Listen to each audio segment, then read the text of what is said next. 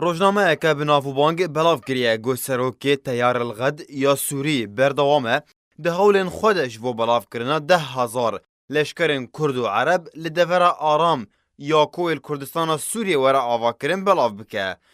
گولی روزنامه نافبوری اف پروژه برف داوی بونه و هاتیه. روزنامه الشرق الأوسط دراپورتك خدا بلاف كريه جو بيشتي بيواندين سروك تيار الغد أحمد الجربة لقال سروك مسعود بارزاني وبربرسن أمريكي وتركي نها هول تيكرن جبو بلاف كرنا 10,000 لشكرين كرد وعرب جهازن بيشمرگين روج آوا ولشكرين بسر تيار الغد و لسر سينوري كردستان سوريا تيكرن لغوري پلانا گو هاتي ادانين و هزا نافبوري سينوري تركيا بكردستان سوريا را جدرگه سيمالكا حتى جرابلس الخو بگره بدرجاهية 500 متري و كوربونا 28 حتى 32 كيلومتريان. روزنامه نافبوری هر وها بلاف کریه گو پلانا احمد جربه دخوازه دنافبرا 8 حتی 12,000 لشکرین النخبه و پشمرگین روژ آوا دنافبرا هر دو چمن فرات و دجله ده بلاف بکه گولگوری پلانه و لشکرین النخبه لدورین گو پرانی وان عربن مینا گره سپی و رقا و اگر هیا لسریکانی جی ورن بلاف کرن و هزن پشمرگین روژ آوا و لدورین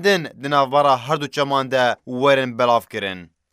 هر لگوری زانیاریان گو کربونا و دور آرام یا کوی ور آوا کرن و جدا بش باجارکی حتا باجارکی دن بتایبت لباجار قامشلو جبر هبونا چارگوشه اولهی یا بسر رژیم سوریه و دناوا باجار ده. اف یک تی پشتی دو روزانش جوینا دسته دانوستاند کار یا اپوزیسیون سوریه لگل سروک مسعود بارزانی هروها سردانا وزیر دروی امریکا مارک پومپیو جهر ما کردستان را و جویناوی لگر سروک بارزانی گوته پیشوینی کرن گو دوان جوینان ده بحثا پیش روژ هرات چمه فراته و اگر در باسبونا هیزن پیشمرگین روژ آواج بو کردستان سوریه هات بکرن.